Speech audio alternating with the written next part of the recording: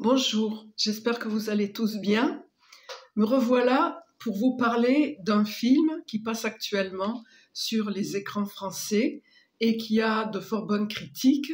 C'est Le Comte de Monte-Cristo. Je ne l'ai pas vu et j'hésite à le faire. En tout cas, ça m'a donné envie de relire le livre. Pourquoi j'hésite à aller le voir? Parce que je crains que, une fois de plus, ce roman ait été désossé de ce qui fait sa colonne vertébrale, de ce qui fait son socle, c'est-à-dire la relation de l'homme à Dieu et de Dieu à l'homme. En effet, ce roman, je l'avais déjà lu, mais je l'avais lu tel qu'on voulait que je le lise, c'est-à-dire en restant à l'anecdote, à l'histoire des trahisons, de la vengeance, mais quand on le lit vraiment en s'attachant aux idées que Alexandre Dumas a voulu transmettre, on se rend compte que c'est beaucoup plus profond que cela. Et pour illustrer mon propos, je vais vous lire des extraits. Alors par exemple, dans Dantès passa tous les degrés du malheur que subissent les prisonniers oubliés dans une prison. Il commença par l'orgueil, qui est une suite de l'espoir, et une conscience de l'innocence. Puis, il en vint à douter de son innocence. Enfin, il tomba du haut de son orgueil. Il pria, non pas encore Dieu, mais les hommes. Et là, on voit bien que justement, l'homme confronté à des difficultés va chercher toutes les solutions possibles en s'appuyant sur lui-même ou sur les autres qu'il croit ses amis, des fois à tort, mais il ne va pas s'adresser à Dieu, il s'adressera à Dieu qu'en dernier recours. Et justement, c'est là qu'on en vient. Donc il tomba du haut de son orgueil, il pria, non pas encore Dieu, mais les hommes. Dieu est le dernier recours, et le malheureux qui devrait commencer par le Seigneur n'en arrive à espérer en lui qu'après avoir épuisé toutes les autres espérances. Dantès pria donc qu'on voulut bien le tirer de son cachot, etc. Après avoir épuisé toutes les espérances humaines, comme nous avons dit que cela devait arriver, il se tourna vers Dieu. Malgré ses prières ferventes, Dantès demeura prisonnier. Dantès n'avait qu'une foi passagère, tournée, basée sur la puissance. Il la perdit, comme d'autres la perdent. Seulement, il n'avait pas profité.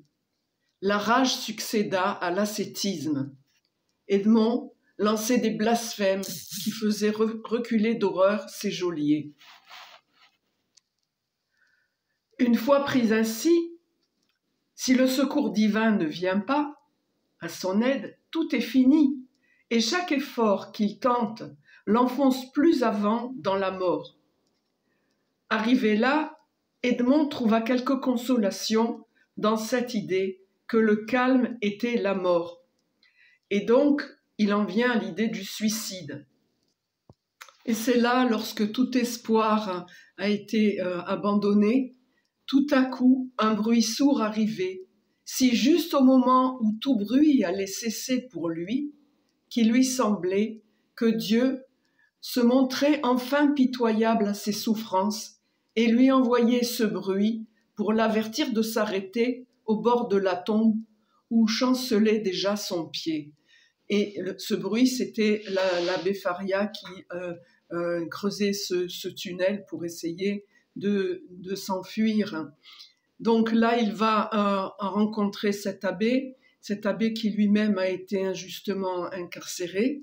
Et donc tout le roman va se dérouler justement pour montrer l'action de la divine providence quand on s'en remet à elle, malgré les tribulations de la vie. Eh bien, tous les événements prennent un tour qui font que Dieu tire le meilleur du pire. Donc à la fin du roman, on trouve une tirade de Mercedes, qui était sa fiancée avant qu'il soit incarcéré, et qui ensuite s'est mariée. Donc il ne l'a pas attendu une fois qu'il était incarcéré.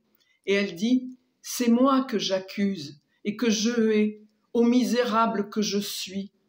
Ah, j'ai été punie. J'avais la religion, l'innocence, l'amour, ces trois bonheurs qui font les anges.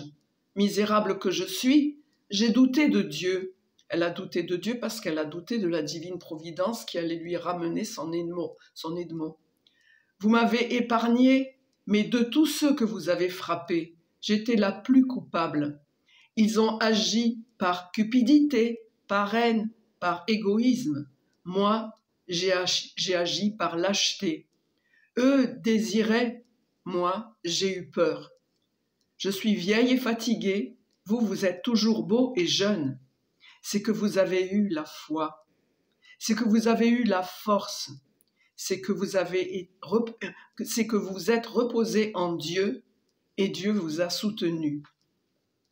Donc là encore, on voit l'action de la foi qui permet de donner la force pour surmonter les pires adversités et la confiance dans la divine providence qui fait qu'on ne s'use pas inutilement.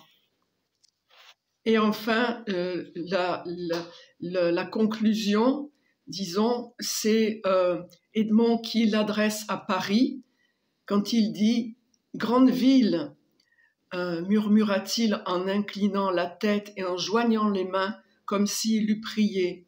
« Voilà moins de 6 mois que j'ai franchi tes portes. Je crois que l'Esprit de Dieu m'y avait conduit. Il me ramène triomphant. Le secret de ma présence dans tes murs, je l'ai confié à ce Dieu qui seul a pu lire dans mon cœur. Seul, il connaît que je me retire sans haine et sans orgueil, donc avec l'humilité, mais non sans regret. Seul, il sait que je n'ai fait usage ni pour moi, ni pour de vaines causes de la puissance qu'il m'avait confiée. Ô grande ville, c'est dans ton sein palpitant que j'ai trouvé ce que je cherchais. J'ai remué tes entrailles pour en faire sortir le mal.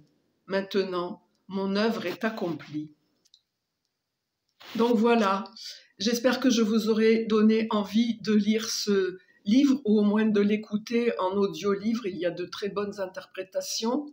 Et donc, d'en tirer justement cette substantifique moelle qui en fait sa raison d'être. Et j'ai lu aussi La tulipe noire du même auteur, Alexandre Dumas, qui est basé un peu sur le même schéma d'un prisonnier accusé à tort et qui justement s'en remet à la divine providence. Donc on retrouve toujours ce thème et ça nous invite bien sûr à faire la même chose dans nos vies. Voilà, j'espère que ça vous aura intéressé, que ça vous donnera envie de le lire et d'en retirer tout profit. Que Dieu vous bénisse et vous garde. À bientôt sur de prochaines vidéos. N'oubliez pas de liker, de commenter pour favoriser la diffusion et que ça puisse aider aussi d'autres personnes. Au revoir et à bientôt.